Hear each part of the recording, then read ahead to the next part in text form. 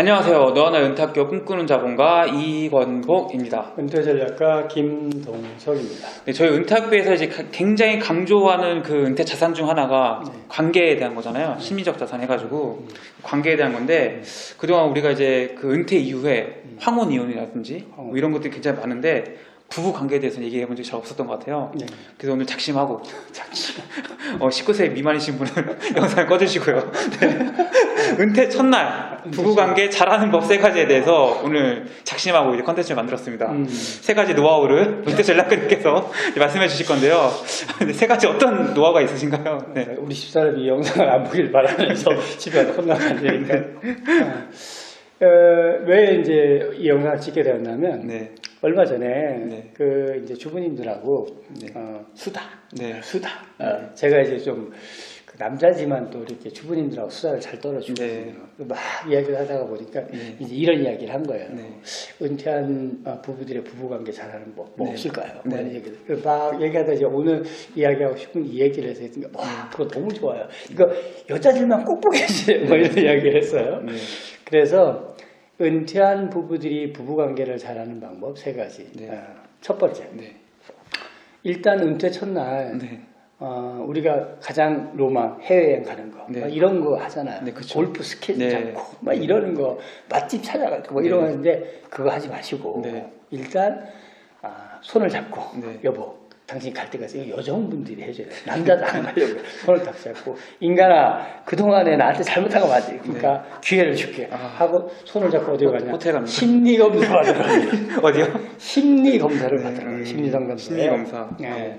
뭔 얘기냐면 예전에 뭐 농가서 이런 얘기 했잖아요. 아니 애들이 커서 보니까 엄마가 맨날 아빠 이름을 아이고 인간아 왜 이러냐 인간이 좀 되라 인간아. 그래서 애들이 우리 아빠 이름이 인간인가? 이랬다는 얘기도 있잖아요. 아이고 인간아. 네. 참 남자들이 그런 얘기 많이 듣고 살았어요. 네. 그래서 그 이유를 이제 여기 가서 알게 되죠. 자, 심리상담소에 가서 아내분도 남편분도 심리상담을 쫙 봤어요. 그러면 여러분 제가 단언코 말씀드린 싸구려 싼 데 가지 마세요. 럭셔리한 비싼 심리상담을 찾아갔어요. 그래서 정확하게 아내와 남편의 심리 검사를 받으세요. 그러면 그동안에 내가 아이고 인간아 좀 잘해라 이렇게 했는데 내가 잘못했구나. 아내분 반성의 기회를 드립니다. 네. 이게 이분이 원래 성격이 이런 유형의 사람들은 표현을 이렇게 하는구나. 그러니까 그동안에 내 남편이 잘못된 게 아니고 네. 표현 방식이 이랬구나. 그리고 더불어 자기 자신도 네. 내가 남편에게 파견했더니까 그때 막 남편이 도대체 당연히 왜 이러는 거야? 화를 냈는데 저 성향인 사람은 내가 이렇게 말하는 걸 이해를 못하는구나. 내가 즐겁자고 한 것도 웃자고 한 것도 저 사람은 심각하게 받아들이는 유형이구나. 이런 것들을 낱낱이 알 수 있어요. 왜 이걸 은퇴 첫날 가야 되냐? 그동안 직장생활하는 동안 사실은 바빠서 신혼여행 갔다 온 이후로 아내의 눈동자를 제대로 본 적이 없을 거예요. 그 남편도 마찬가지고 아내도 마찬가지고. 그래서 애가 태어났잖아요. 네. 서로 애 키우기 바쁘고 남편은 직장생활하는 바빠서 사실 내 아내가 어떤 사람인지 제대로 알아볼 시간이 없었어요. 그러다 보니까 맨날 그런 거죠. 아이고 인간아 좀 잘해. 왜 맨날 그러냐고 이렇게 싸웠는데 알고 보니까 어머나 내가 잘못했네. 이 사람이 잘못된 게 아니라 저런 성격의 유형인 사람들의 행동이 어떤지를 내가 이해 못한 거야. 또 남편 입장에서도 내 아내를 저런 유형의 여자들은 표현 방식이 저렇구나. 내가 미워서가 아니고 내가 나쁘다는 뜻이 아니었는데 내가 오해해서 막 화를 냈네? 이걸 알게 되는 거죠. 그래서 이 부부관계에 가장 중요한 게 이 심적으로 마음이 닿아야 뭐든지 잘 되거든요. 그래서 첫 번째 심리상담소에 가서 아주 비싼 돈을 주고 철저히 두 사람의 성격 유형을 파악하고 장단점을 아시고 이런 유형의 사람은 이렇게 표현하는구나. 이런 유형의 사람은 이렇게 표현하는구나. 이거를 아시기 바랍니다. 두 번째는 참 민감한 부분인데 원하는 거 있잖아요. 원하는 거 10가지씩을 적는 거예요. 그러니까 딱 20가지를 적는데 어떻게 하냐. 아내 입장에서 내가 은퇴한 남편에게 해줄 거 10가지. 네. 잘 안 써집니다, 여성분들. 그렇죠. 안 써주죠. 내가 참 이기적이야. 해줄 거는 기억이 안 나. 네. 근데 반대로 남편에게 요구할 거 10가지. 너무 잘 써줘. 저 선생님 10가지 너무 적은데 안 됩니다. 10가지만 쓰세요. 네. 근데 여기서 중요한 건 네. 19금이잖아요, 우리. 네. 은퇴한 이후에 제2의 신혼이라고 하잖아요. 사실 우리 부부관계도 일주일에 한 번 해야 된다. 뭐 이런 이야기 쓰세요. 왜냐하면 내가 원하는 거. 그쵸. 이걸 철저히 쓰셔야 돼요. 네. 그리고 내가 해줄 것도 철저히 그쵸. 쓰세요. 네. 이렇게 해서 이거는 비법이 있습니다. 써가지고 바로 여보 당신 뭐라고 썼어? 내놔봐. 나 주고 이렇게 하면 안 됩니다. 이거는 써가지고 우리가 숙성 기간이 필요해요. 아. 써가지고 네. 쓰셨죠? 책상 밑에다 딱 보고 일주일 기간 드립니다. 일주일 동안 기간을 주고 각자 다시 꺼내. 네. 꺼내가지고 10가지를 이렇게 보세요. 그러면 내가 잘못 썼다. 이런 것도 있을 수 있어요. 그래서 숙성 일주일 지나고 난 다음에 그 10가지를 다시 고치세요. 그러고 난 다음에 진짜 제대로 다 됐다. 그때 교환. 이렇게 해서 내 아내는 나한테 요구하는 게 이거네. 네. 아내의 입장에서 내가 해준다는 게 뭐네. 그리고 아내도 우리 남편이 나한테 요구하는 게 이거네. 그래서 이걸 서로 조율해야 됩니다. 그쵸. 이렇게 해서 20가지를 여러분 꼭 적기 바랍니다. 자, 마지막 이제 세 번째가 남았습니다. 사실 우리가 결혼식 할 때 네. 가서 예시장에서 준 네. 성혼 선언문을 읽었습니다. 네. 아무 기억도 안 나고. 네. 그죠? 저도 2년 전 우리 아들 녀석이 성혼 선언문 기억이 안 나요. 그러니까 이제 과거를 묻지 마세요. 네. 이제 미래 은퇴했잖아요. 네, 은퇴 부부가 잘 살아야 되잖아요. 제2의 신혼. 은퇴 선언문을 10가지 같이 의논해서 적습니다.